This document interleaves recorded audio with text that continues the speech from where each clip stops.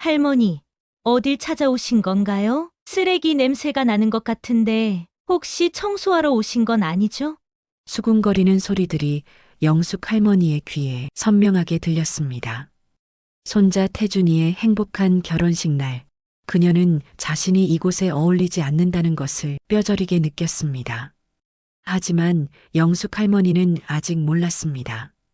몇 시간 후 이 화려한 웨딩홀에서 자신의 인생이 완전히 뒤바뀌게 될 것이라는 사실을, 그리고 평생 숨겨왔던 20년간의 사랑과 희생이 마침내 세상의 빛을 보게 될 것이라는 사실을. 20년 전 2004년 가을, 대구 달성군의 작은 시골 마을에 첫눈이 내리던 날이었습니다. 55세였던 김영숙은 부엌에서 설거지를 하며 밖을 내다보고 있었습니다. 마당에서는 7살 손자 태준이가 혼자 눈사람을 만들려고 애쓰고 있었습니다. 작은 손으로 눈덩이를 굴리다가 자꾸 넘어지는 모습이 안쓰러웠습니다. 태준아, 추우니까 안에 들어와. 영숙이 창문을 열고 말했습니다. 할머니, 조금만 더요. 눈사람 만들고 들어갈게요. 태준이의 맑은 목소리가 들렸습니다.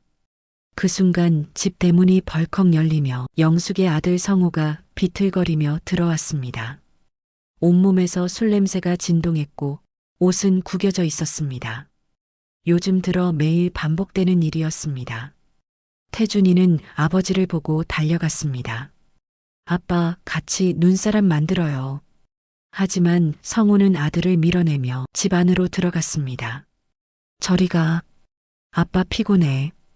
태준이의 얼굴이 순간 어두워졌습니다. 영숙은 가슴이 아팠습니다.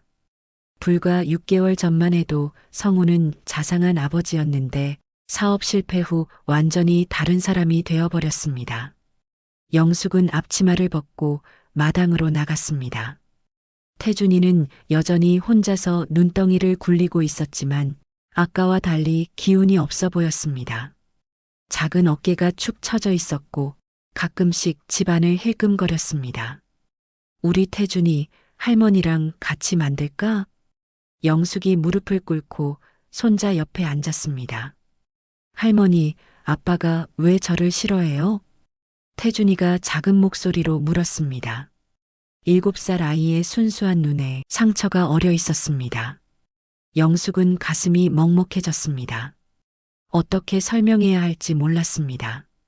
성우가 운영하던 작은 건설회사가 부도가 나면서 5억 원이라는 큰 빚을 지게 되었고 그 충격으로 술에 의존하게 되었다는 사실을 7살 아이에게 어떻게 말할 수 있겠습니까? 아빠가 지금 마음이 많이 아프셔. 태준이를 싫어하는 게 아니라 아빠 자신이 속상한 거야. 영숙이 손자의 작은 손을 잡아주었습니다. 조금만 기다리면 아빠도 다시 예전처럼 될 거야. 하지만 영숙 자신도 확신이 서지 않았습니다. 성우는 날이 갈수록 더 심하게 술을 마셨고 집에 들어와서는 아무 말도 하지 않거나 화를 내기만 했습니다. 며느리 미수는 이 상황을 견디지 못하고 2달 전에 친정으로 돌아가 버렸습니다. 할머니, 엄마는 언제 와요? 태준이가 또 물었습니다. 영숙은 대답할 수 없었습니다. 미수는 이혼하겠다고 했고 태준이는 영숙이 키우라고 했습니다. 아직 태준이에게는 말하지 못한 사실이었습니다. 그날 밤 태준이가 잠든 후 영숙은 성우와 마주 앉았습니다. 성우는 소주병을 앞에 놓고 멍하니 앉아 있었습니다. 한때는 당당했던 아들의 모습에서 이제는 패배감과 절망만이 느껴졌습니다. 성우야, 이제 그만 정신 차려야지. 영숙이 조심스럽게 말을 꺼냈습니다. 태준이가 아빠를 기다리고 있어. 엄마, 난 이제 끝났어요. 성우가 풀이 죽은 목소리로 말했습니다. 5억 원이라는 빚을 어떻게 갚아요? 집도 담보로 잡혔고 아무도 저를 믿어주지 않아요. 영숙은 아들의 상처받은 마음을 이해했습니다. 고등학교만 졸업한 성우가 건설업으로 성공하기 위해 얼마나 노력했는지 지켜봐 왔습니다. 새벽 5시부터 밤늦게까지 일하며 작은 회사를 키워왔는데 한순간에 모든 것을 잃어버렸습니다. 그래도 태준이가 있잖니. 그 아이만큼은 제대로 키워야지. 영숙이 간곡하게 말했습니다. 엄마, 저는 아버지 자격이 없어요. 성우가 고개를 떨구었습니다. 태준이를 보면 미안해서 견딜 수가 없어요. 제가 무능해서 이 아이의 미래까지 망쳐버렸어요. 영숙은 그 순간 큰 결심을 했습니다.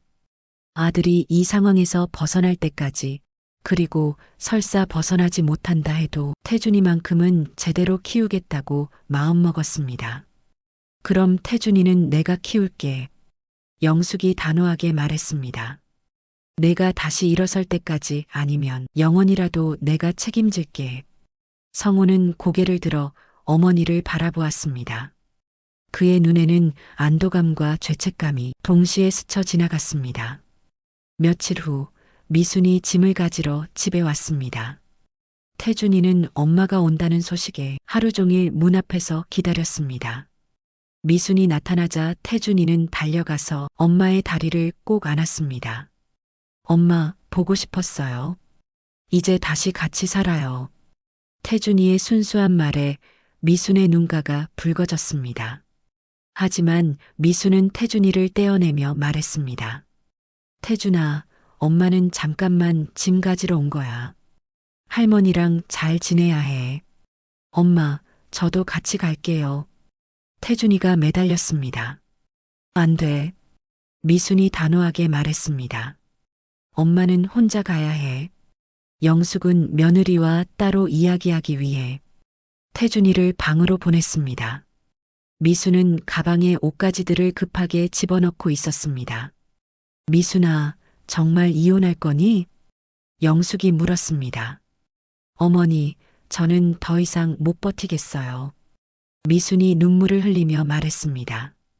성우 오빠는 매일 술만 마시고 빚쟁이들은 계속 찾아오고 저는 아직 젊어요. 다시 시작하고 싶어요. 그럼 태준이는 어떻게 하려고? 영숙이 간절하게 물었습니다. 어머니가 키워주세요. 미순이 차갑게 말했습니다. 어차피 저보다 어머니가 더 잘 키우실 거예요. 저는 태준이까지 책임질 수 없어요. 영숙은 충격을 받았습니다. 아무리 어려워도 자식을 버리는 엄마가 있을 수 있다는 것이 믿어지지 않았습니다. 미순아, 태준이는 내 아들이야. 어떻게? 어머니, 제발 이해해 주세요. 미순이 울먹이며 말했습니다. 저도 살아야 해요. 미순이 떠난 후 집안은 무거운 침묵에 잠겼습니다. 태준이는 엄마가 자신을 두고 떠났다는 사실을 완전히 이해하지는 못했지만 뭔가 큰일이 일어났다는 것은 알고 있었습니다. 며칠 동안 태준이는 밥도 제대로 먹지 않고 방 구석에서 웅크리고 있었습니다. 태준아, 할머니랑 같이 밥 먹자. 영숙이 손자를 달래려 했지만 태준이는 고개를 저었습니다. 할머니, 제가 나빠서 엄마가 간 거예요? 태준이가 작은 목소리로 물었습니다. 영숙은 가슴이 찢어지는 것 같았습니다.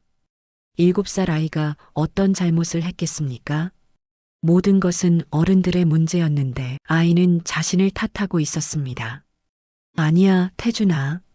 너는 전혀 잘못이 없어. 영숙이 손자를 꼭 안아주었습니다. 엄마는 잠시 어른들 일 때문에 멀리 간 거야. 한편 성우는 상황이 더욱 악화되고 있었습니다. 빚쟁이들의 독촉은 계속되었고 새로운 일을 찾으려 해도 신용불량자라는 꼬리표 때문에 어디서도 받아주지 않았습니다. 절망감에 빠진 성우는 술에 더욱 의존하게 되었습니다. 어느 날 밤 성우가 술에 취해 집에 들어와서는 태준이에게 화를 냈습니다. 다 너 때문이야. 내가 없었으면 미순이도 안 떠났을 거야. 영숙은 깜짝 놀라 아들을 말렸습니다. 성우야, 정신 차려. 태준이한테 무슨 잘못이 있다고. 하지만 성우는 이미 정상적인 판단력을 잃은 상태였습니다. 그날 밤 영숙은 확실히 깨달았습니다. 이 상황에서 태준이를 지킬 수 있는 사람은 자신뿐이라는 것을. 다음 날 새벽 영숙은 중요한 결정을 내렸습니다. 태준이를 데리고 자신의 친정이 있는 더 외진 시골 마을로 이사를 가기로 한 것입니다. 성우와 빚쟁이들로부터 태준이를 보호하고 조용한 환경에서 아이를 키우고 싶었습니다. 태준아, 할머니랑 새로운 집으로 이사 갈까? 영숙이 조심스럽게 물었습니다. 아빠도 같이 가요? 태준이가 희망적인 목소리로 물었습니다. 영숙은 잠시 말을 잃었습니다. 어떻게 7살 아이에게 아빠와 떨어져 살아야 한다고 말할 수 있겠습니까? 아빠는 여기서 일을 해야 해서 못 가셔. 하지만 가끔 만날 수 있어. 영숙이 거짓말을 했습니다. 사실 성우는 아들과 떨어져 있는 것이 차라리 낫다고 생각하고 있었습니다. 이사 준비를 하면서 영숙은 현실을 직시해야 했습니다. 자신의 나이는 55세, 가진 것이라고는 낡은 시골집 한 채뿐이었습니다. 남편은 10년 전에 사고로 세상을 떠났고 연금이나 특별한 수입원도 없었습니다. 어떻게 이 아이를 키우지? 영숙은 밤마다 고민했습니다. 태준이가 잠든 후 혼자 앉아서 계산기를 두드려 보았지만 수입은 턱없이 부족했습니다. 그러던 어느 날 마을 회관에서 폐지 수거 일을 하는 할머니를 보았습니다. 리어카에 종이박스와 신문지를 가득 싣고 가는 모습이었습니다. 저 일이라도 해야겠구나. 영숙은 생각했습니다. 자존심을 버리고라도 태준이를 위해서는 무엇이든 할 각오가 되어 있었습니다. 새로운 마을로 이사 온 지 일주일 후 영숙은 첫 번째 폐지 수거를 나갔습니다. 새벽 5시 태준이가 아직 잠들어 있을 때 조용히 집을 나섰습니다. 중고로 산 낡은 리어카를 끌고 마을을 돌아다니며 버려진 종이박스와 신문지를 모았습니다. 처음에는 무엇을 어떻게 해야 할지 몰랐습니다. 다른 할머니들을 따라다니며 요령을 배웠습니다. 어떤 종이가 값이 나가는지, 어디서 폐지를 구할 수 있는지, 수거업체는 어디에 있는지 하나하나 배워나갔습니다. 이거 처음이시죠? 같은 일을 하던 60대 할머니가 말을 걸었습니다. 젊은 분이 이 일을 하다니 생계를 위해서요. 영숙이 솔직하게 대답했습니다. 손자 키우시나 봐요. 요즘 그런 분들 많아져요. 할머니가 이해한다는 듯이 고개를 끄덕였습니다. 힘들어도 참아야 해요. 아이들 위해서는 뭐든 해야죠. 첫날 폐지를 팔아서 번 돈은 3,500원이었습니다.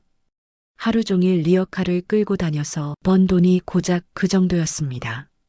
영숙은 그 돈을 손에 쥐고 한참을 멍하니 있었습니다.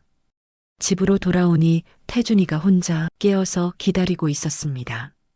할머니, 어디 갔었어요? 할머니가 조금 일을 하고 왔어. 영숙이 피곤한 몸을 이끌고 아침을 준비했습니다. 할머니, 손이 왜 이렇게 더러워요? 태준이가 할머니의 거친 손을 보며 물었습니다. 영숙은 손을 재빨리 뒤로 숨겼습니다. 종이박스를 만지느라 손이 까맣게 더러워져 있었습니다. 태준이가 초등학교에 입학할 무렵 영숙의 하루 일과는 완전히 정해져 있었습니다. 새벽 4시에 일어나서 6시까지 폐지를 주우고 태준이를 학교에 보낸 후 다시 오전 10시부터 오후 3시까지 폐지 수거를 했습니다. 태준이가 학교에서 돌아오기 전에는 반드시 집에 있어야 했습니다. 태준아, 학교 어땠어? 영숙이 매일 같은 질문을 했습니다. 재미있었어요. 그런데 할머니, 태준이가 조심스럽게 말을 꺼냈습니다. 친구들이 왜 할머니가 리어카를 끌고 다니냐고 물어봐요. 영숙의 가슴이 철렁 내려앉았습니다. 아무래도 작은 마을이다 보니 소문이 퍼진 모양이었습니다. 아이가 학교에서 놀림받을까봐 가장 걱정했던 일이었습니다. 뭐라고 대답했어? 영숙이 떨리는 목소리로 물었습니다. 할머니가 환경을 지키는 일을 하신다고 했어요. 태준이가 순수하게 대답했습니다. 선생님이 재활용이 중요하다고 하셨거든요. 영숙은 손자의 순수함에 눈시울이 뜨거워졌습니다. 7살 아이가 할머니를 부끄러워하지 않으려고 그렇게 말한 것이었습니다. 그해 겨울, 영숙은 처음으로 큰 시련을 겪었습니다. 폭설이 내려 일주일 동안 폐지 수거를 나갈 수 없었습니다. 그동안 모아둔 돈도 거의 떨어져 가고 있었습니다. 할머니, 배고파요. 태준이가 말했습니다. 영숙은 마지막 남은 쌀로 죽을 끓여 주었습니다. 자신은 먹지 않고 태준이에게만 주었습니다. 할머니는 배가 안 고파. 태준이가 많이 먹어. 그날 밤 영숙은 잠들지 못했습니다. 이런 식으로 계속 살 수 있을까 하는 절망감이 밀려왔습니다. 다음 날 아침 영숙은 눈이 쌓인 길을 뚫고 나가기로 결심했습니다. 태준이가 굶을 수는 없었습니다. 무릎까지 쌓인 눈길을 헤치며 리어카를 끌고 나갔지만 평소보다 훨씬 힘들었습니다. 손이 꽁꽁 얼어서 제대로 감각이 없었고 발가락도 시린 고통으로 저렸습니다. 할머니, 오늘은 쉬세요. 이웃집 아저씨가 만류했습니다. 이런 날씨에 나가시면 안 돼요. 괜찮습니다. 조금만 나갔다 올게요. 영숙이 억지로 웃으며 대답했습니다. 그날 오후 영숙은 얼음길에서 리어카와 함께 넘어졌습니다. 무릎이 찢어져서 피가 흘렀지만 참고 견뎠습니다. 집에 돌아와서야 상처를 확인할 수 있었는데 생각보다 깊이 닫혀 있었습니다. 할머니, 다쳤어요? 태준이가 놀라서 물었습니다. 아니야, 괜찮아. 영숙이 바지로 상처를 가리며 말했습니다. 할머니는 튼튼해. 그날 밤 영숙은 혼자 상처를 치료했습니다. 병원에 갈 돈도 아까웠고 태준이가 걱정할까봐 아무렇지 않은 척했습니다. 하지만 며칠 동안 절뚝거리는 것을 숨길 수는 없었습니다. 할머니, 아픈 거 맞죠? 태준이가 할머니의 다리를 걱정스럽게 바라보았습니다. 조금 삐었을 뿐이야. 금방 나을 거야. 영숙이 태준이의 머리를 쓰다듬었습니다. 그때 태준이가 자신의 용돈통을 가져왔습니다. 할머니, 이 돈으로 병원에 가세요. 동전 몇 개가 전부였지만 영숙은 눈물이 날 것 같았습니다. 8살 아이가 할머니를 위해 자신의 용돈을 내놓는 마음이 너무나 고마웠습니다. 태준이가 초등학교 3학년이 되던 해 영숙은 첫 번째 통장을 만들었습니다. 그동안 하루하루 벌어서 하루하루 쓰던 생활에서 벗어나 조금씩이라도 태준이의 미래를 위해 돈을 모으기로 결심한 것입니다. 태준이 대학 갈 때까지 10년 매달 5만 원씩 모으면 영숙이 계산기를 두드려 보았습니다. 600만 원. 이걸로 대학 등록금을 낼 수 있을까? 하지만 현실은 녹록지 않았습니다. 매달 5만 원을 모으는 것도 쉽지 않았습니다. 비가 오면 폐지 수거를 나갈 수 없었고 아프면 수입이 끊겼습니다. 태준이가 아프기라도 하면 병원비와 약값으로 그동안 모은 돈을 써야 했습니다. 어느 날 태준이가 학교에서 돌아와 말했습니다. 할머니, 저희 반에서 장래희망 발표를 했어요. 우리 태준이는 뭐가 되고 싶다고 했어? 영숙이 관심 있게 물었습니다. 의사요. 할머니가 아플 때 고쳐드리고 싶어서요. 태준이가 진지하게 대답했습니다. 영숙은 가슴이 뭉클해졌습니다. 아이가 자신을 위해서 의사가 되고 싶다고 했다니 동시에 걱정도 되었습니다. 의사가 되려면 얼마나 많은 돈이 필요할까요? 그날 밤 영숙은 결심했습니다. 더 열심히 일해서 더 많은 돈을 모으겠다고 태준이의 꿈을 포기하게 할 수는 없었습니다. 태준이가 초등학교 4학년이 되던 해봄 큰 사건이 일어났습니다. 태준이가 전교에서 1등을 한 것입니다. 담임 선생님이 직접 집까지 찾아와서 소식을 전해주었습니다. 태준이가 정말 똑똑한 아이예요. 선생님이 영숙에게 말했습니다. 특히 수학과 과학에 재능이 있어 보여요. 좋은 중학교에 보내시면 더 큰 발전이 있을 것 같습니다. 영숙은 기쁘면서도 걱정이 되었습니다. 좋은 중학교라면 도시로 나가야 할 텐데 그럴 돈이 있을까요? 선생님, 비용이 많이 들까요? 영숙이 조심스럽게 물었습니다. 글쎄요, 대구 시내 좋은 중학교에 보내려면 월 30만 원 정도는 들 것 같아요. 선생님이 대답했습니다. 영숙은 그 순간 현실의 벽을 느꼈습니다. 지금 겨우 월 5만 원씩 모으고 있는데 월 30만 원이라니.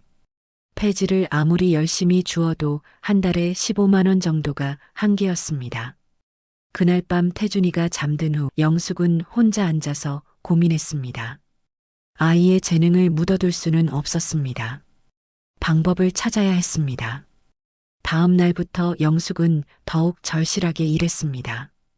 폐지 외에 다른 일도 찾아보았습니다.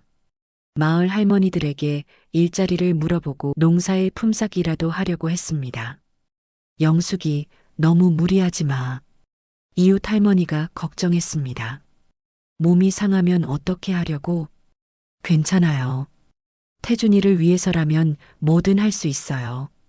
영숙이 단호하게 대답했습니다. 그해 여름 영숙은 폐지 외에 빈병도 모으기 시작했습니다. 무겁고 더러운 일이었지만 조금이라도 더 벌기 위해서였습니다. 태준이가 중학교에 입학하던 해 영숙은 마침내 목표를 달성했습니다. 통장에 300만 원이 모인 것입니다. 5년 동안 매일 새벽 3시부터 밤 10시까지 일한 결과였습니다. 하지만 이것만으로는 부족했습니다. 중학교 3년 동안 필요한 돈을 생각하면 더 많이 모아야 했습니다. 할머니, 저는 이 동네 중학교에 다녀도 괜찮아요. 태준이가 할머니의 걱정을 눈치채고 말했습니다. 안 돼. 넌 공부를 잘하니까 좋은 환경에서 배워야 해. 영숙이 단호하게 말했습니다. 할머니가 다 해결할 테니까 걱정하지 마. 태준이를 대구 시내 중학교에 보내기 위해 영숙은 큰 결단을 내렸습니다. 태준이와 함께 도시 근처로 이사를 가기로 한 것입니다. 시골집을 팔아서 도시 외곽에 작은 전세집을 구했습니다. 도시에서의 폐지 수거는 시골과 완전히 달랐습니다. 경쟁이 치열했고 영역 다툼도 있었습니다. 먼저 자리를 잡은 할머니들이 새로운 영숙을 경계했습니다. 여기는 우리 구역이야. 다른 데가. 한 할머니가 퉁명스럽게 말했습니다. 영숙은 말없이 고개를 숙이고 다른 곳으로 갔습니다. 시골에서처럼 여유롭게 할 수 있는 일이 아니었습니다. 새벽 2시부터 나가서 다른 사람들보다 먼저 좋은 폐지를 찾아야 했습니다. 그런데 도시에서는 수입이 더 많았습니다. 폐지의 양도 많았고 값도 더 좋았습니다. 열심히 하면 하루에 2만 원까지도 벌 수 있었습니다. 이제 좀 나아지겠다. 영숙이 희망을 가졌습니다. 하지만 도시 생활은 다른 면에서 힘들었습니다. 사람들의 시선이 더 차가웠고 태준이가 부끄러워할까봐 더 조심스러웠습니다. 태준이가 중학교 2학년이 되던 어느 날 영숙에게 큰 충격이 찾아왔습니다. 태준이가 학교에서 친구들에게 놀림을 받고 온 것입니다. 평소와 달리 기운이 없는 태준이를 보고 영숙이 물었습니다. 태준아, 무슨 일 있었어? 태준이는 한동안 말을 하지 않다가 결국 털어놓았습니다. 할머니, 친구들이 할머니가 폐지 줍는다고 놀려요. 거지 할머니라고 해요. 영숙은 가슴이 철렁 내려앉았습니다. 가장 걱정했던 일이 벌어진 것입니다. 그래서 넌 뭐라고 했어? 영숙이 떨리는 목소리로 물었습니다. 아무 말도 못했어요. 태준이가 고개를 숙였습니다. 부끄러웠어요. 그 순간 영숙은 온 세상이 무너지는 것 같았습니다. 손자가 자신을 부끄러워한다는 사실이 가슴을 찢어놓았습니다. 태준아, 할머니가 미안해.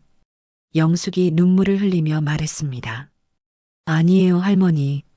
제가 잘못 말했어요. 태준이가 황급히 말했습니다. 할머니는 나를 위해서 그런 거잖아요. 하지만 영숙은 그날 밤 잠을 이루지 못했습니다. 혹시 자신이 태준이에게 짐이 되고 있는 건 아닐까? 다른 방법은 없을까? 다음 날부터 영숙은 더욱 조심스럽게 일했습니다. 태준이가 학교에 있는 시간에만 나가고 혹시라도 태준이 친구들에게 발각될까봐 학교 근처는 절대 가지 않았습니다. 어느 날 태준이가 말했습니다. 할머니, 저 이제 안 부끄러워해요. 할머니가 저를 위해서 얼마나 힘들게 일하시는지 알거든요. 영숙은 손자의 성숙한 모습에 눈물이 났습니다. 아이가 너무 일찍 어른이 되어가는 것 같아 안쓰러웠습니다. 태준이가 고등학교 3학년이 되어 대학 입시를 준비할 때 영숙의 통장에는 마침내 800만 원이 모여 있었습니다. 15년간의 피와 땀의 결실이었습니다. 하지만 서울의 좋은 대학교 등록금을 생각하면 여전히 부족했습니다. 할머니, 저는 지방 국립대학교에 갈게요. 태준이가 말했습니다. 등록금도 저렴하고 장학금도 받을 수 있어요. 안 돼. 내가 원하는 대학교에 가야 해. 영숙이 고집했습니다. 서울대학교 의과대학이 내 꿈이잖니.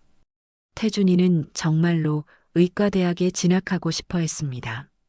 어린 시절부터 할머니가 아플 때마다 의사가 되어 치료해드리고 싶다고 했던 그 꿈을 포기할 수 없었습니다.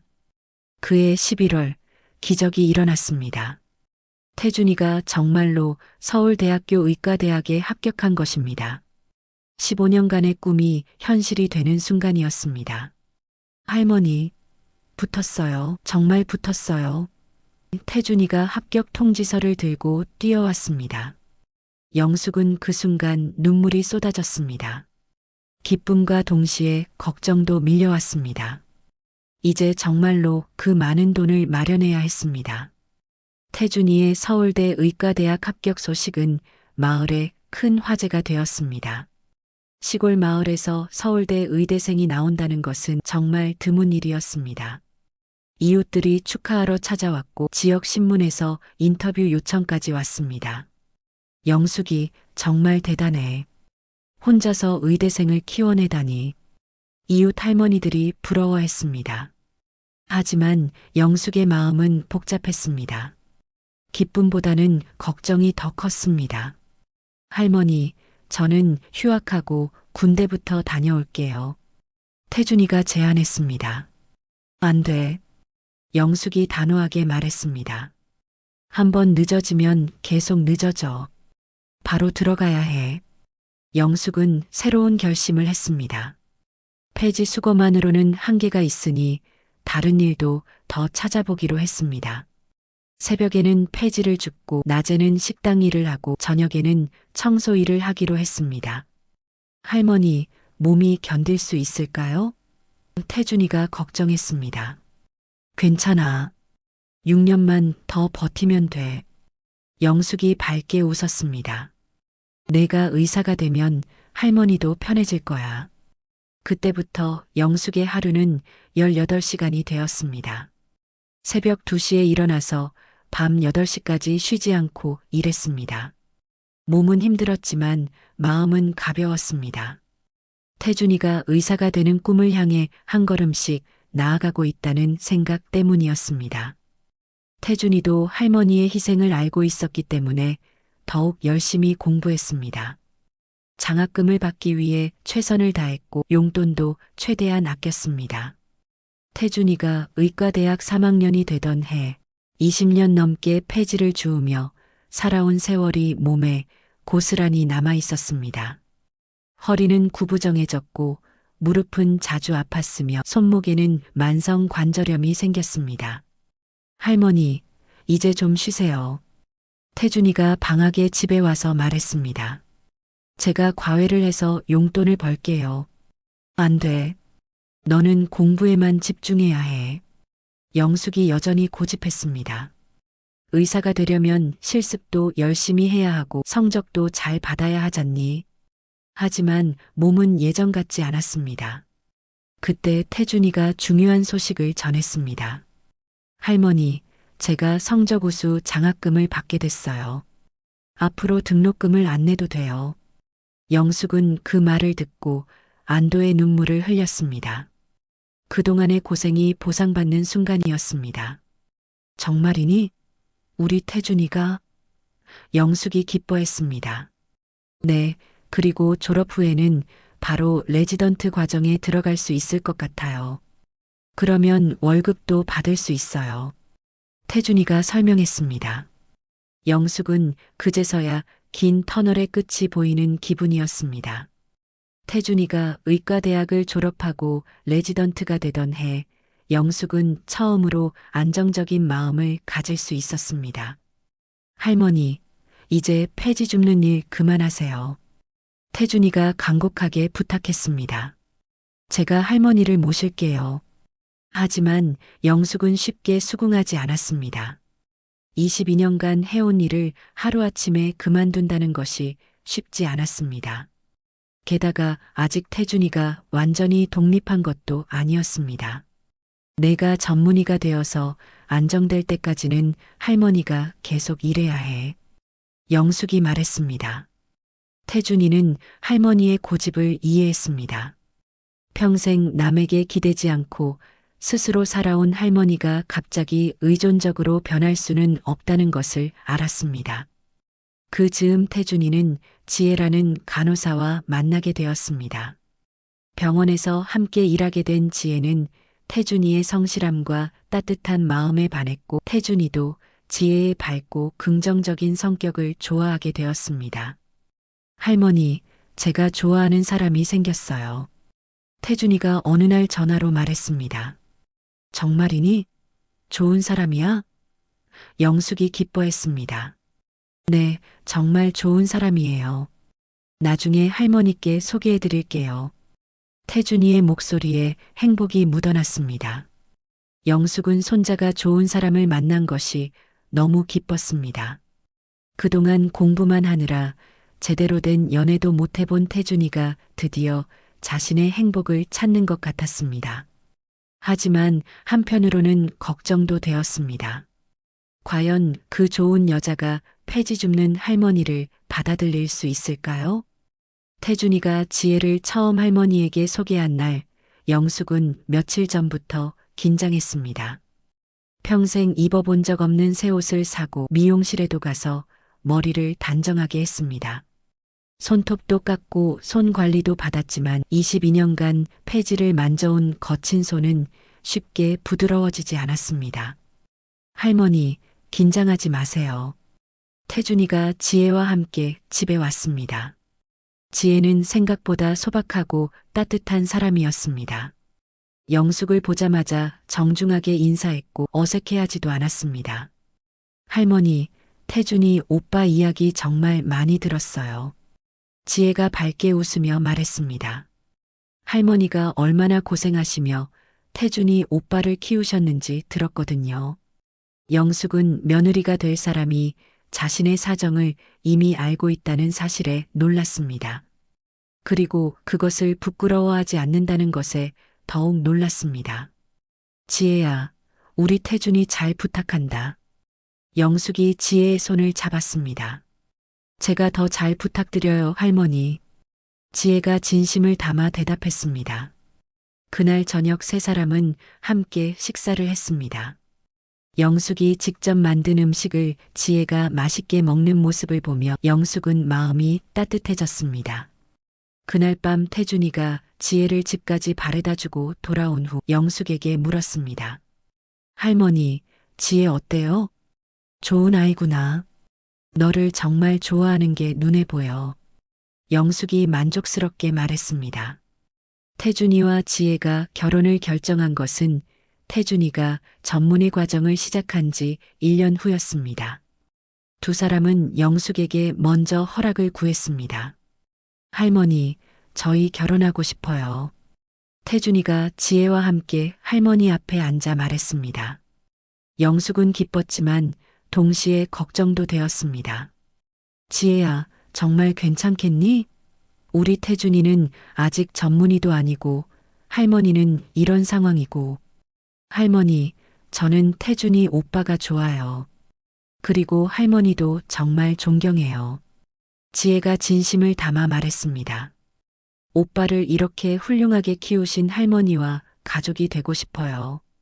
영숙은 지혜의 진심에 감동했습니다. 하지만 현실적인 문제들이 걱정되었습니다. 그런데 결혼식은 어떻게 할 거니? 영숙이 조심스럽게 물었습니다. 돈이 많이 들 텐데. 할머니, 저희는 작은 결혼식을 할 거예요. 태준이가 말했습니다. 지혜네 부모님도 동의하셨어요. 하지만 며칠 후 지혜가 다시 찾아와서 다른 이야기를 했습니다. 할머니, 사실 저희 부모님이 호텔에서 결혼식을 하자고 하세요. 영숙은 당황했습니다. 호텔이라니. 그럼 비용이 얼마나 들까? 부모님이 모두 부담하시겠다고 해요. 지혜가 설명했습니다. 할머니는 그냥 오셔서 축복해 주시기만 하면 돼요. 영숙은 복잡한 마음이었습니다. 손자의 결혼식에 자신이 아무것도 해줄 수 없다는 것이 속상했습니다. 그동안 태준이를 위해 평생을 바쳤는데 정작 결혼식에서는 구경만 하고 있어야 한다니. 그날 밤 영숙은 오랫동안 고민했습니다. 그리고 마침내 결심했습니다. 그동안 조금씩 모아온 돈으로 태준이에게 마지막 선물을 해주기로. 영숙은 다음날 은행에 가서 통장을 확인했습니다. 30년간 모은 돈은 정확히 1,500만 원이었습니다. 태준이의 대학 등록금과 생활비로 많이 썼지만 그래도 이 정도는 남아 있었습니다. 태준이가 장학금을 받고 레지던트가 되면서 할머니가 돈을 쓸 일이 줄어들었기 때문입니다. 이 돈으로 태준이에게 마지막 선물을 해줘야지. 영숙이 혼자 중얼거렸습니다. 하지만 한편으로는 망설여졌습니다. 이 돈은 자신의 노후 자금이기도 했습니다. 영숙에게도 앞으로 살아갈 돈이 필요했습니다. 태준이가 효자이긴 하지만 결혼하고 나면 자신의 가정이 우선이 될 것입니다. 하지만 태준이를 위해 평생을 살았는데 마지막에 아끼면 뭐하나. 영숙이 결심했습니다. 결혼식 준비가 본격적으로 시작되자 영숙은 점점 더 위축되었습니다. 지혜의 부모님은 의사 집안으로 사회적 지위가 높았고 결혼식도 강남의 유명한 호텔에서 하기로 했습니다. 할머니, 결혼식 날 무엇을 입으실 거예요?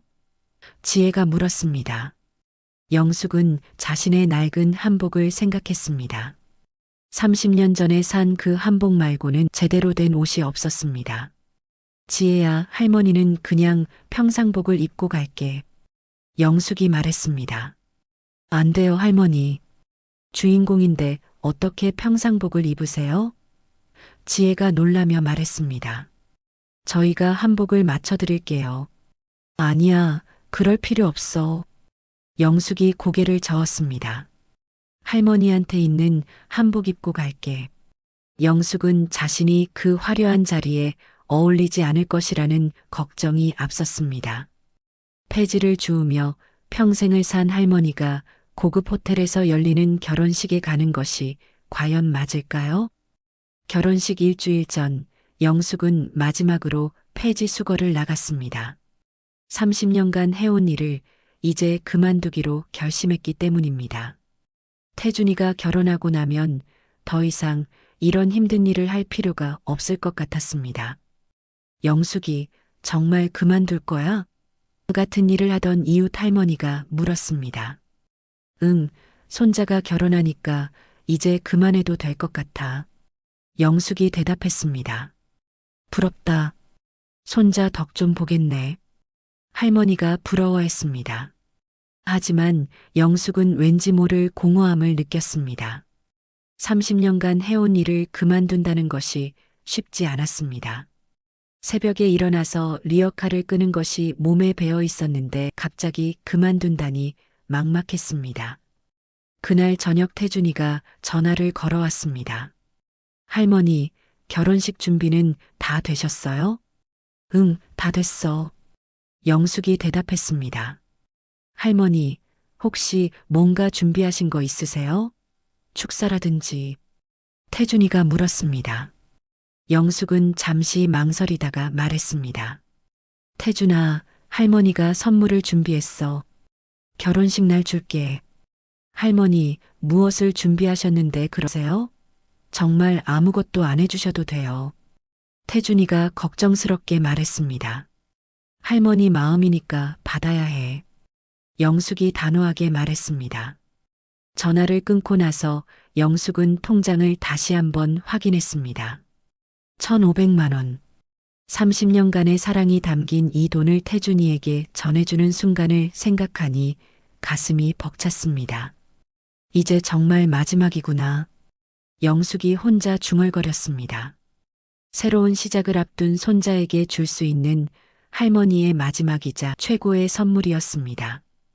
2024년 4월 결혼식 당일 아침, 영숙 할머니는 새벽 4시에 눈을 떴습니다.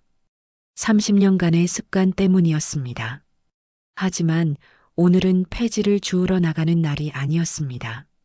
사랑하는 손자 태준이의 결혼식이 있는 특별한 날이었습니다.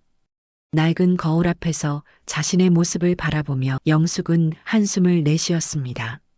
얼굴에는 30년간의 고생이 고스란히 새겨져 있었습니다. 깊게 팬 주름, 거친 손, 구부정한 허리. 모든 것이 태준이를 위한 희생의 흔적이었습니다. 장롱에서 남색 한복을 꺼냈습니다. 색이 많이 바랬지만 정성스럽게 다려서 나름 단정해 보였습니다.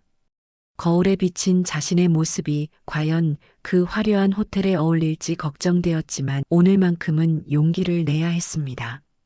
보자기에 쌓인 통장을 마지막으로 확인했습니다. 1,500만 원. 30년간 비가 와도 눈이 와도 하루도 빠지지 않고 폐지를 주워 모은 돈이었습니다. 한 푼 한 푼이 모두 태준이를 향한 사랑이었습니다. 태준아, 할머니가 줄 수 있는 마지막 선물이란다. 영숙이 통장을 보자기에 다시 싸며 중얼거렸습니다. 대구에서 서울까지 가는 기차 시간을 확인하고 영숙은 집을 나섰습니다. 기차 안에서 영숙은 창밖 풍경을 바라보며 지난 30년을 떠올렸습니다. 7살 태준이를 처음 맡았던 그날부터 오늘까지 모든 순간이 주마등처럼 스쳐 지나갔습니다. 힘들었지만 후회는 없었습니다. 오히려 자랑스러웠습니다. 할머니, 저 커서 꼭 할머니 효도할게요. 어린 태준이가 했던 말이 귀에 들리는 것 같았습니다. 그 약속을 지키기 위해 태준이는 의사가 되었고 이제 좋은 사람과 결혼하게 되었습니다. 서울역에 도착한 영숙은 지하철을 갈아타며 강남으로 향했습니다. 호텔 앞에 도착하자 영숙은 한참을 망설였습니다. 고급 승용차들이 줄지어 서 있고 정장을 차려입은 사람들이 오가는 모습을 보니 자신이 이곳에 들어가도 되는 건지 확신이 서지 않았습니다. 정말 내가 여기에 들어가도 될까? 영숙은 자신의 낡은 한복을 내려다보며 걱정했습니다. 하지만 손자를 위해 30년간 준비해온 이 순간을 위해 용기를 냈습니다. 보자기를 꼭 쥐고 호텔 입구로 향했습니다. 호텔 로비에 들어선 순간 영숙은 그 화려함에 압도당했습니다. 수정 샹들리에가 반짝이고 대리석 바닥은 거울처럼 빛났습니다. 곳곳에 놓인 화려한 꽃꽂이와 고급스러운 소파들이 마치 궁전 같은 분위기를 연출했습니다. 어서 오십시오. 호텔 직원이 정중하게 인사했지만 그의 눈빛에서는 의아함을 읽을 수 있었습니다.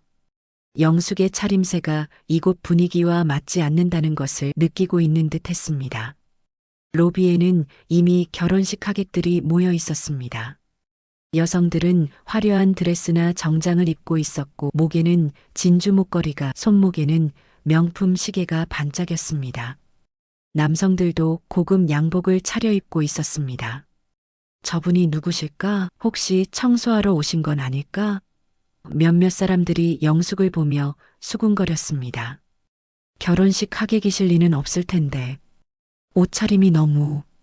다른 사람이 대답했습니다. 영숙은 이런 시선들을 느끼며 점점 작아지는 기분이었습니다. 엘리베이터 앞에서 여러 번 양보하며 비교적 비어있는 엘리베이터를 탈 수 있었습니다. 15층 웨딩홀에 도착하자 더욱 화려한 장식들이 눈에 들어왔습니다. 접수 직원이 영숙을 보고 잠시 당황하는 기색을 보였습니다. 실례지만 하객 명단에 김영숙입니다. 신랑 태준이의 할머니예요. 영숙이 조심스럽게 대답했습니다. 직원은 명단을 확인한 후 어색한 미소를 지으며 안내해 주었지만 그 표정에서는 의외라는 기색을 숨길 수 없었습니다. 웨딩홀에 들어선 영숙은 그 규모에 다시 한번 놀랐습니다. 수백 명이 앉을 수 있는 넓은 공간과 무대 위의 화려한 꽃장식들이 마치 다른 세상 같았습니다. 하객들은 모두 고급스러운 옷차림에 우아한 자세를 하고 있었습니다. 맨 뒷자리를 찾아가려는 영숙을 본 하객들이 놀라는 기색을 감추지 못했습니다. 한 중년 여성은 자신의 명품 핸드백을 옆자리로 옮기며 자리를 피했고 또 다른 남성은 코를 살짝 찡그리며 고개를 돌렸습니다. 저분이 정말 신랑 쪽 가족일까? 앞자리에 앉은 여성이 친구에게 작은 목소리로 물었습니다. 아무래도 아닌 것 같은데 혹시 길을 잘못 든 게 아닐까? 보세요. 한복도 얼마나 낡았는지. 그리고 그 보자기는 뭐예요? 영숙은 이런 시선들과 속삭임들을 견디며 구석자리에 앉았습니다. 손에 든 보자기를 무릎 위에 올려놓고 조심스럽게 주변을 둘러보았습니다. 신부 측 가족들로 보이는 사람들이 앞자리에 앉아 있었습니다. 특히 신부의 어머니로 보이는 여성은 진주 목걸이와 고급 정장을 입고 있었고 그 옆에 남성은 의사가운을 벗고 온 듯한 품격 있는 모습이었습니다. 웨딩홀이 점점 채워지면서 영숙 주변의 수군거림은 더욱 심해졌습니다. 몇 명의 하객들이 그녀를 힐끗힐끗 쳐다보며 서로 눈짓을 주고받았습니다. 어떤 이는 핸드폰을 꺼내 몰래 사진을 찍는 것 같기도 했습니다. 정말 이상하네. 저런 분이 어떻게 여기 계시지? 한 여성이 속삭였습니다. 혹시 초대받지 않고 온 건 아닐까? 가끔 그런 경우가 있다던데. 다른 여성이 대답했습니다. 호텔 측에서 확인을 제대로 안 했나 봐. 보안이 허술하네. 영숙은 이런 말들을 들으며 점점 더 몸을 웅크렸습니다. 30년 된 한복의 색바랜 부분이 더욱 도드라져 보였고 거친 손이 너무나 부끄러웠습니다. 그때 신부 측 가족들 사이에서 소동이 일어났습니다. 지혜의 어머니가 누군가와 전화 통화를 하며 걱정스러운 표정을 짓고 있었습니다. 여보, 정말 괜찮을까? 지혜 어머니가 남편에게 작은 목소리로 말했습니다. 아무래도 우리 가문과는 격이 너무 다른 것 같은데. 지혜가 좋다고 하니 어쩔 수 없지. 그런데 저 뒤에 앉은 분은 누구야? 지혜 아버지가 영숙을 힐끗 보며 물었습니다. 글쎄, 신랑 쪽 가족인 것 같은데. 좀 이상하지 않아? 지혜 어머니가 의아한 표정을 지었습니다. 영숙은 이런 대화들이 자신에 관한 것임을 직감적으로 알 수 있었습니다. 가슴이 답답해지고 숨이 막힐 것 같았지만 태준이를 위해 참아야 했습니다. 마침내 웨딩 마치가 울려 퍼지기 시작했습니다. 웅장한 음악과 함께 모든 하객들이 일어나 박수를 쳤습니다. 영숙도 떨리는 마음으로 자리에서 일어났습니다. 30년 동안 키워온 손자를 볼 수 있는 순간이 드디어 왔습니다. 웨딩홀의 문이 열리고 검은색 턱시도를 차려입은 태준이가 당당하게 입장했습니다. 영숙은 그 순간 눈물이 핑 돌았습니다. 7살 때 할머니 손을 잡고 다니던 그 작은 아이가 이제 이렇게 멋진 어른이 되어 있었습니다. 태준이는 무대로 걸어가면서 하객들에게 정중하게 인사했습니다.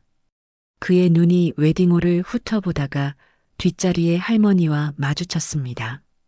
그 순간 태준이의 얼굴에 놀라움과 기쁨이 동시에 스쳐 지나갔습니다. 하지만 주변 하객들은 태준이가 왜 뒷자리를 향해 시선을 보내는지 의아해했습니다. 몇몇 사람들이 뒤를 돌아보며 영숙을 바라보았고 더욱 수군거리기 시작했습니다. 신랑이 저분을 아는 것 같은데. 한 여성이 속삭였습니다. 설마 정말 가족인 건 아니겠지? 다른 사람이 의아해했습니다. 신부 입장을 알리는 음악이 시작되었고 하얀 웨딩드레스를 입은 지혜가 아버지와 함께 입장했습니다.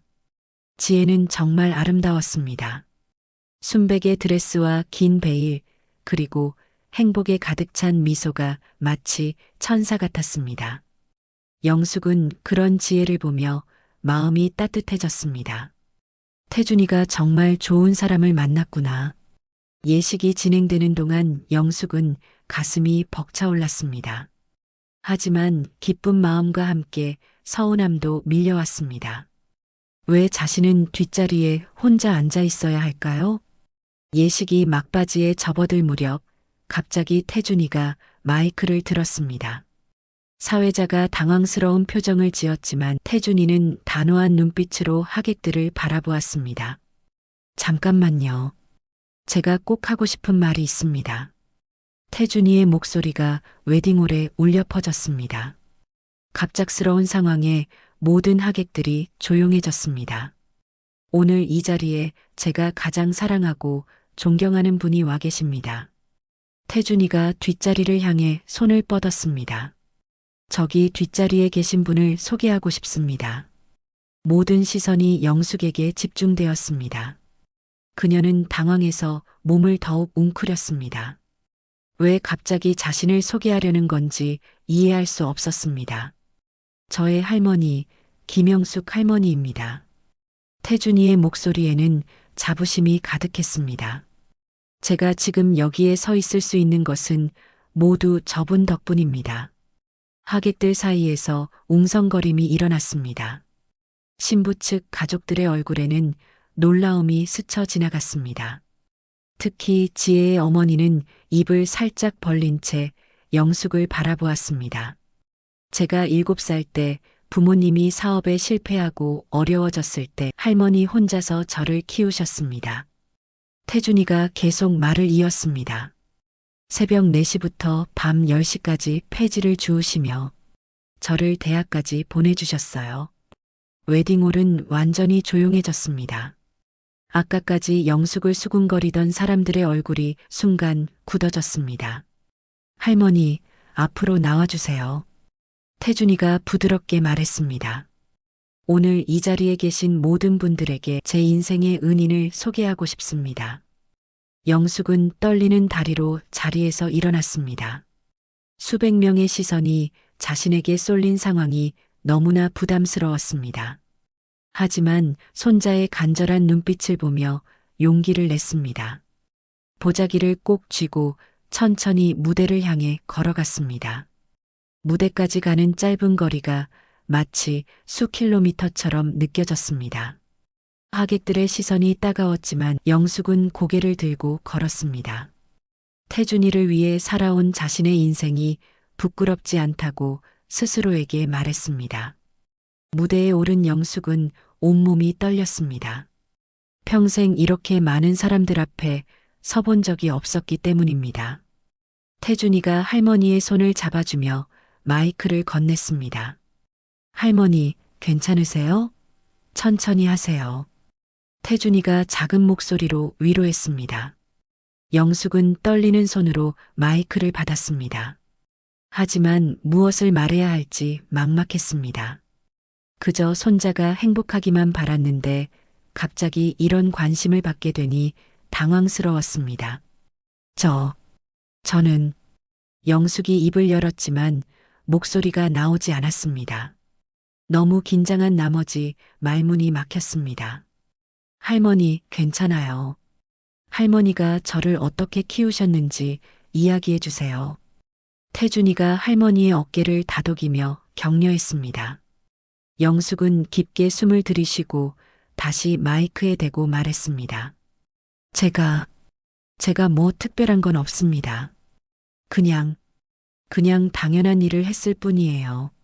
그녀의 떨리는 목소리와 겸손한 모습에 하객들의 표정이 조금씩 변하기 시작했습니다. 아까까지의 경멸의 시선이 호기심으로 바뀌고 있었습니다. 제가 태준이를 키우게 된 건 영숙은 잠시 말을 멈추고 태준이를 바라보았습니다. 이 아이가 7살 때였어요. 아들이 사업에 실패하고 힘들어하면서 태준이를 돌볼 수 없게 되었어요. 목소리가 떨렸지만 영숙은 계속 이야기를 이어갔습니다. 어린아이가 잘못한 게 뭐가 있겠어요. 그래서 제가 키우기로 했습니다. 하객들이 점점 더 조용해졌습니다. 아까까지 수군거리던 사람들도 이제는 진지한 표정으로 영숙의 이야기에 귀를 기울였습니다. 처음에는 어떻게 해야 할지 몰랐어요. 돈도 별로 없고, 그래서 폐지를 줍기 시작했습니다. 영숙이 솔직하게 털어놓았습니다. 무거운 짐을 지고 가다가 넘어진 적도 많았어요. 영숙의 목소리가 더욱 떨렸습니다. 하지만 태준이를 생각하면 견딜 수 있었어요. 영숙은 손에 든 보자기를 들어보였습니다. 이 안에 있는 건 그동안 폐지를 팔아서 모은 돈이에요. 태준이가 대학에 갈 때까지, 그리고 지금 이 결혼까지 한 푼 한 푼 모은 거예요. 하객들 사이에서 더 큰 감동의 탄성이 흘러나왔습니다. 아까까지 영숙을 무시하던 사람들의 얼굴에는 깊은 부끄러움과 감동이 교차했습니다. 비가 와도 눈이 와도 아파도 하루도 빠뜨리지 않고 나갔어요. 태준이가 다른 아이들처럼 공부할 수 있게 해주고 싶었거든요. 영숙은 떨리는 손으로 보자기를 풀기 시작했습니다. 낡은 보자기 안에서 더욱 낡은 통장 하나가 나왔습니다. 겉표지가 너덜너덜해져서 투명 테이프로 여러 번 붙인 흔적이 역력했습니다. 이 통장에는 영숙이 통장을 펼쳐 보였습니다. 1,500만 원이 들어있어요. 그동안 모은 제 전 재산입니다. 하객들 사이에서 더 큰 탄성이 흘러나왔습니다. 신부 측 가족들도 눈시울을 붉혔습니다. 특히 지혜의 어머니는 손수건으로 눈물을 닦고 있었습니다. 할머니가 폐지 주우러 나가는 걸 태준이가 부끄러워하지 않을까 많이 걱정했어요.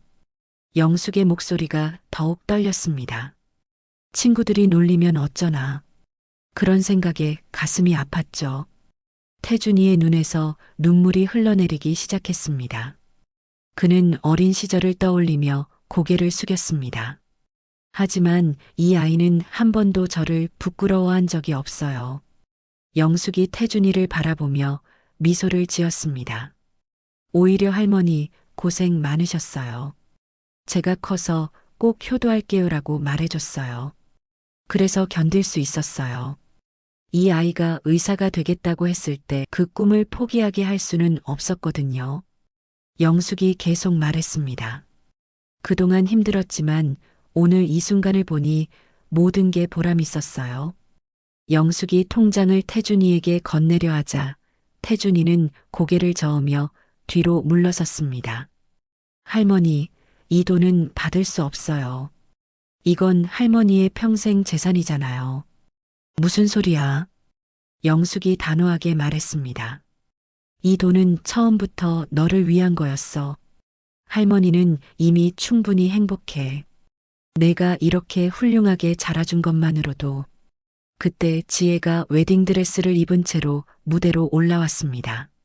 지혜야, 우리 태준이 잘 부탁한다. 그때 하객석에서 한 사람이 일어났습니다. 지혜의 아버지 박철수 원장이었습니다. 그는 무대로 걸어와 영숙 앞에서 정중하게 인사했습니다. 어머님, 저는 지혜의 아버지 박철수입니다. 오늘 어머님의 이야기를 듣고 정말 큰 감동을 받았습니다. 박 원장의 눈에도 눈물이 고여 있었습니다. 의사로서 많은 환자들을 봐왔지만 어머님 같은 무조건적인 사랑은 처음 봅니다. 정말 존경합니다. 박 원장이 계속 말했습니다. 하객들 사이에서 박수가 터져나오기 시작했습니다. 처음에는 몇몇 사람들이었지만 곧 전체 하객들이 일어서서 우렁찬 박수를 보냈습니다. 어머님께서 그동안 환경보호를 실천하신 것도 정말 대단합니다. 박 원장이 박수 소리에 묻히지 않게 큰 목소리로 말했습니다. 박수가 잦아든 후 지혜의 어머니도 일어서서 무대로 올라왔습니다. 그녀는 아까까지의 어색한 표정을 완전히 벗어던지고 영숙의 손을 잡았습니다. 어머님, 정말 죄송합니다. 지혜 어머니의 목소리가 떨렸습니다. 제가 너무 편견을 가지고 있었네요. 이런 훌륭한 할머님이 계시는 집안과 우리 지혜가 인연을 맺게 되어 정말 감사합니다. 영숙은 며느리가 될 사람의 어머니가 이렇게 정중하게 사과하는 모습에 당황했습니다. 결혼식 직후 하객 중에서 한 남성이 할머니에게 다가왔습니다. 실례합니다. 저는 환경보호단체에서 일하는 김민수라고 합니다. 그는 정중하게 인사하며 영숙에게 다가왔습니다. 어르신 같은 분의 경험담을 시민들에게 들려주시면 정말 의미가 클 것 같습니다. 혹시 강의를 부탁드릴 수 있을까요? 영숙은 당황했습니다. 저 같은 사람이 무슨 강의를? 어머님, 20년간의 재활용 경험은 그 어떤 이론보다 소중한 지식입니다. 김민수가 진심 어린 목소리로 말했습니다. 요즘 젊은 세대들이 어머님 같은 분의 이야기를 꼭 들어야 합니다. 영숙은 믿을 수 없다는 표정으로 주위를 둘러보았습니다. 아침에만 해도 자신을 피하던 사람들이 이제는 모두 자신을 필요로 한다고 말하고 있었습니다. 결혼식이 끝난 후 피로 연장에서 영숙은 완전히 다른 대접을 받았습니다. 아침에 그녀를 피하던 하객들이 이제는 먼저 다가와 인사를 건넸습니다. 특히 신부 측 가족들은 할머니를 상석에 모시며 극진히 대접했습니다. 피로연 도중에 박철수 원장이 명함을 내밀었습니다. 어머님, 진심으로 병원에서 환경자문을 부탁드리고 싶습니다. 물론 합당한 자문료도 드리고요. 어머님의 경험이 정말 필요합니다. 영숙은 생전 처음 받아보는 명함을 조심스럽게 받아들었습니다. 어머님의 경험은 돈으로 살 수 없는 귀중한 자산입니다. 박 원장이 정중하게 말했습니다. 요즘 젊은 의사들은 환경에 대한 인식이 부족해요. 어머님께서 가르쳐 주시면 정말 도움이 될 겁니다. 환경단체의 김민수도 다가와 제안했습니다. 어머님, 시민 강의는 어떠세요? 일주일에 한 번 정도만. 많은 분들이 어머님의 이야기를 듣고 싶어 하실 겁니다. 영숙은 하루아침에 자신의 인생이 완전히 바뀌는 것을 느꼈습니다. 평생 숨어서 살아온 자신의 일이 이렇게 가치 있게 여겨질 줄은 꿈에도 몰랐습니다. 태준이가 할머니의 손을 꼭 잡으며 말했습니다.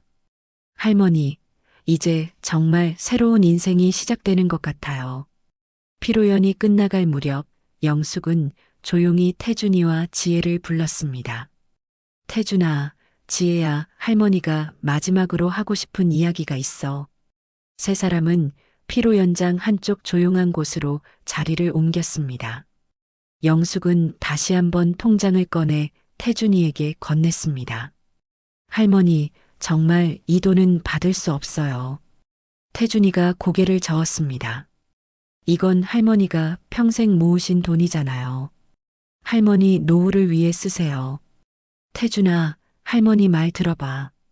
영숙의 목소리에는 깊은 사랑이 담겨 있었습니다. 이 돈을 모을 때마다 할머니는 내 미래를 생각했어. 내가 행복해하는 모습을 상상하며 힘든 일도 견뎌냈단다. 지혜가 눈물을 글썽이며 말했습니다. 할머니, 저희가 어떻게 이런 소중한 돈을 받을 수 있어요? 지혜야, 너도 이제 우리 가족이야. 영숙이 지혜의 손을 잡았습니다. 이 돈으로 너희 둘이 행복한 가정을 꾸리는 게 할머니 소원이란다. 태준이는 더 이상 거절할 수 없음을 알았습니다. 할머니의 마음을 받지 않는다면 오히려 상처를 드릴 것 같았습니다. 알겠어요, 할머니. 소중히 잘 쓸게요. 서로 사랑하고 아껴주며 살아라. 세 사람은 서로를 안아주며 감격의 눈물을 흘렸습니다. 그때 지혜가 조심스럽게 말했습니다.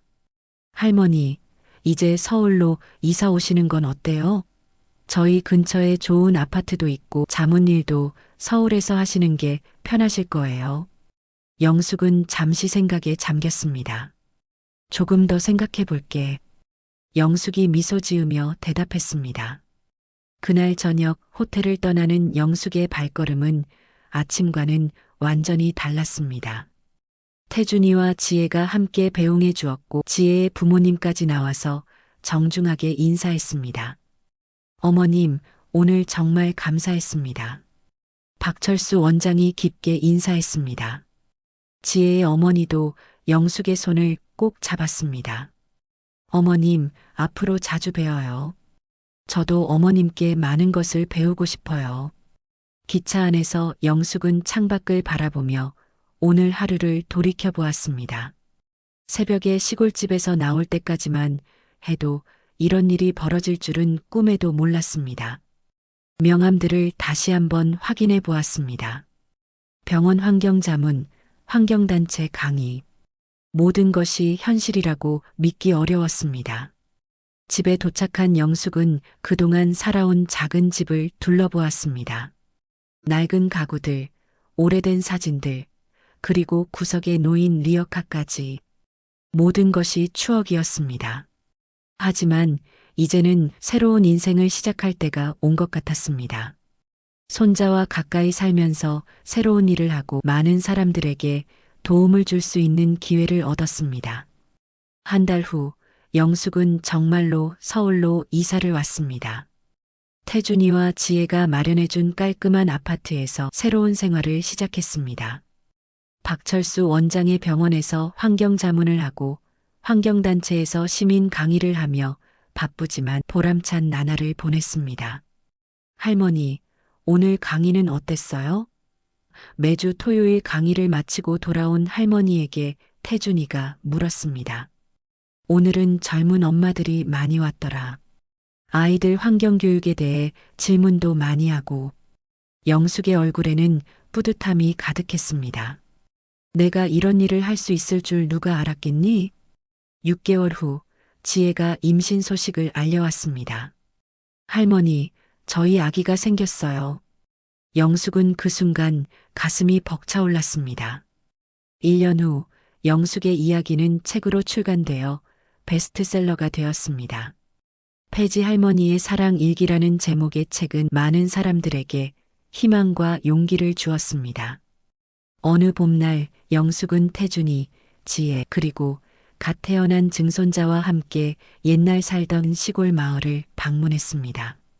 폐지를 주우며 다녔던 그 길들을 다시 걸으며 영숙은 깊은 감회에 젖었습니다.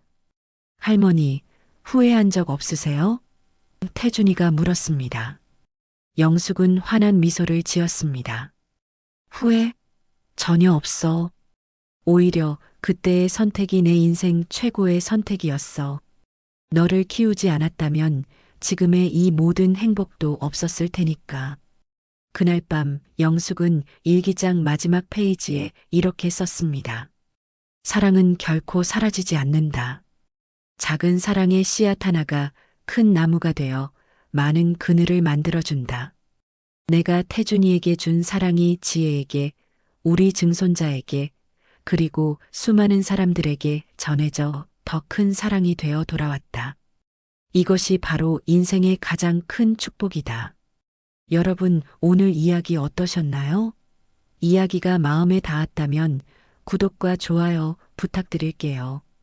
여러분의 따뜻한 댓글 하나가 모두에게 큰 힘이 됩니다. 감사합니다.